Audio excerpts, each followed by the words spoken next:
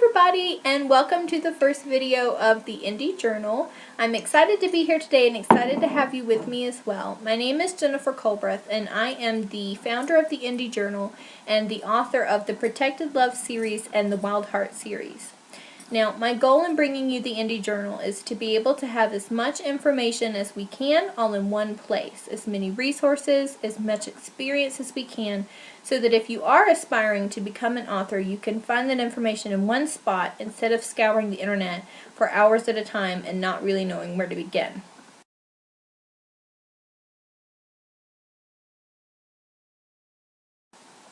Now, you can find us on Facebook at the Indie Journal, or you can subscribe to our YouTube page, the Indie Journal, as well, and that way you can find all of the most current uploaded videos that we have. Now, you ask why the videos? I feel like it's a bit more personal for me to share the information with you so you can see me versus me sharing the information with you over a Facebook page.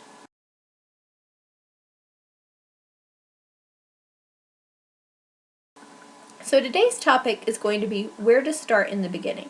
So you've got an idea and you've got a storyline, but you don't really know where to take it. So in the beginning, for me, I found that the outlining and planning process of it was just as much fun as the writing process of my story.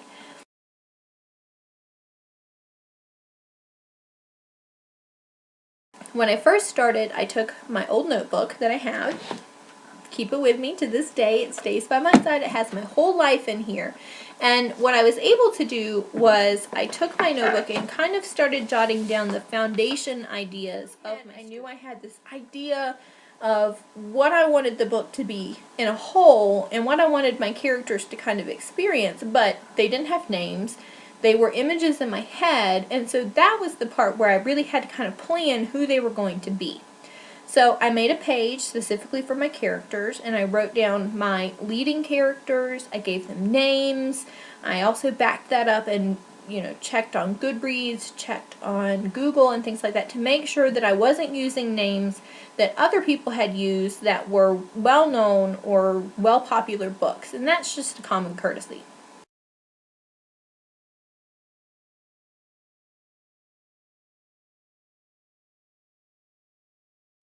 So once I had my journal, I basically started planning each tiny aspect of the story itself. Of course, you're going to have this broad story that's going to be from start to finish, but inside of that story, you're going to have elements of it that you're going to want to make sure that you bring to life. You're going to want to bring to life your characters. You're going to want to bring to life places that they're going to be at on a routine basis. Their houses, their apartments, their homes, their work. Those are the types of places that you should be focusing on in regards to your setting and your setting in general. I took a girl from the country and then also, transplanted her into this giant city of Los Angeles. So I had to do a lot of research because ultimately I had never been to Los Angeles, so I didn't personally know how to portray that to my readers, but I wanted it to feel real. So I did a lot of research. I spoke to people who lived near the area, who had visited the area, got their opinions, got things, their personal experiences from the story so that I would be able to kind of bring that to life.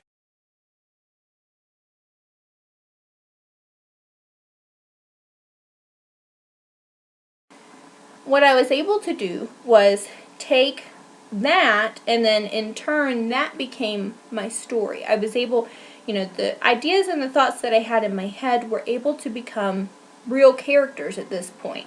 So once I had that part done, and I had outlined the small specific details that were going to be with me throughout the entire story, I started kind of jotting down notes on where I wanted to start. I wanted to take her from here and move her here. I wanted her to experience this. I wanted her to go through this. And just short, sweet, simple notes. And those things kind of guided me through starting the writing process in the beginning. Now, aside from writing down the general ideas around the foundation of your book, your characters, your setting, etc., I also found visual inspirations as well. I'm a visual person. I like to see the things that I'm doing and working with. So I went on Pinterest, I went on Google, and I created Pinterest boards for my book so that I could have specific people who looked like the characters I was imagining in my head. And that was able to kind of make those people come to life for me.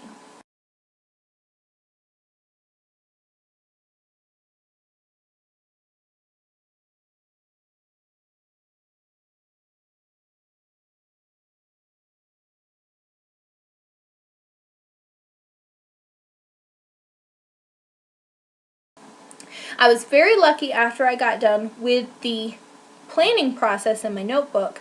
I was contacted by an editor who gave me some documentation to use to help me plan my entire story in a whole. And so I basically downloaded, printed off the documents, kept that in my notebook with me at all times. And so if I was in a spot where I kind of didn't really know what to do, I could refer back to that, and that kind of helped push the story forward a little bit more.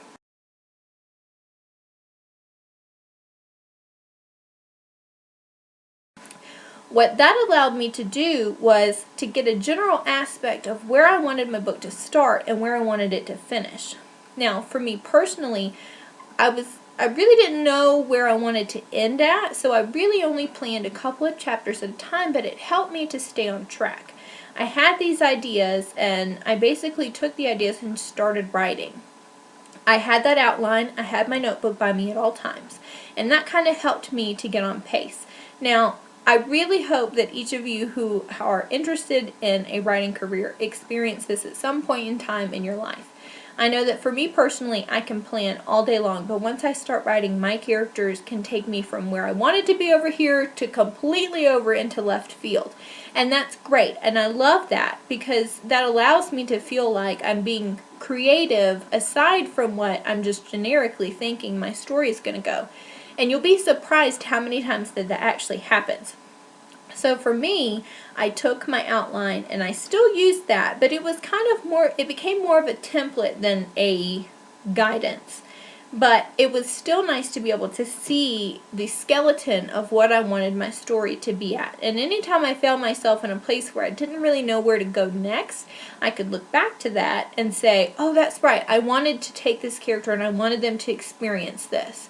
So from there, I could kind of plot my story out again until it unraveled to the point of that experience happening.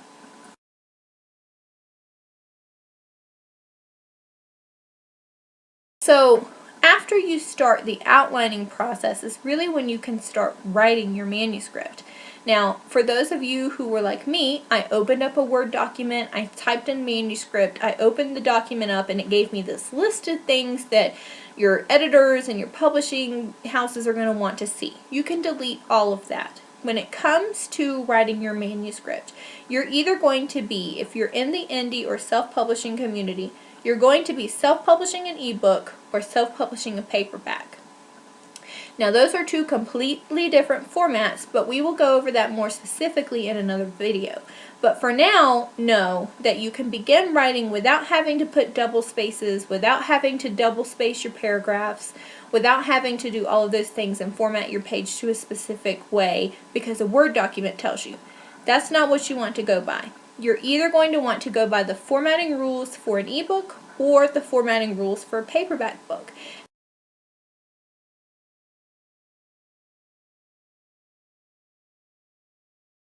So after you've finished the outlining process for your foundation and the planning process for your story and you've begun writing, that takes us into a whole nother realm of topics. So those will be covered in other videos. However, another very important process to starting your writing career is building a foundation of positive people around you. Now, sometimes that can be our family, sometimes that can be our friend, or sometimes that can be complete strangers that we network with when it comes to starting out this journey.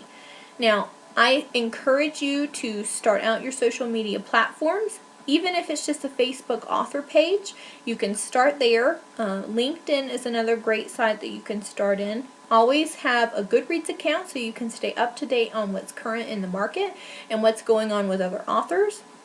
And there are thousands of other websites that you can join as well. But starting out at least on one social media platform, I feel like will help be a motivation to keep you on track for where you want your goals to be.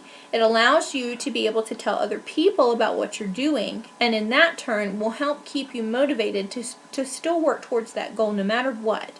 Now there's going to be bumps along the road. You're going to encounter things that are going to be overwhelming, that you're not going to really understand where to go or what to do with them. But always know that no matter what, that's what I'm here for and those around you in the indie community. So if you find yourself having a question in regards to publishing or writing or editing or planning, you can always reach out to the Indie Journal or on my Facebook page, which is Jennifer Culbreth Author, and just let us know what you're having problems with, and we will find either an answer or someone who has an answer to be able to guide you in the right direction.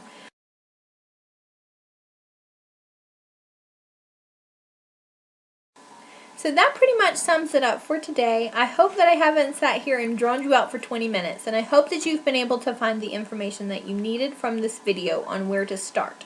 Now, if you still have questions, by all means, please reach out to the Indie Journal or, again, my Facebook page and ask any questions that you may have. If something wasn't covered in this video, I'd be happy to cover the topics in our other videos as well. So I hope that you will continue to follow the Indie Journal, and I want to reach out and make a special note for any authors or bloggers who are experienced in the writing community, whether it be self-publishing or following traditional publishing houses. Any information you have is always valuable. So if you'd like to collaborate, even if it's just giving us a quote or words of wisdom to be able to share with our followers, every little bit helps. So please, by all means, reach out to the Indie Journal or to Jennifer Culbreth at hotmail.com, and you can let us know if you'd like to share some information with you as well. Have a great day!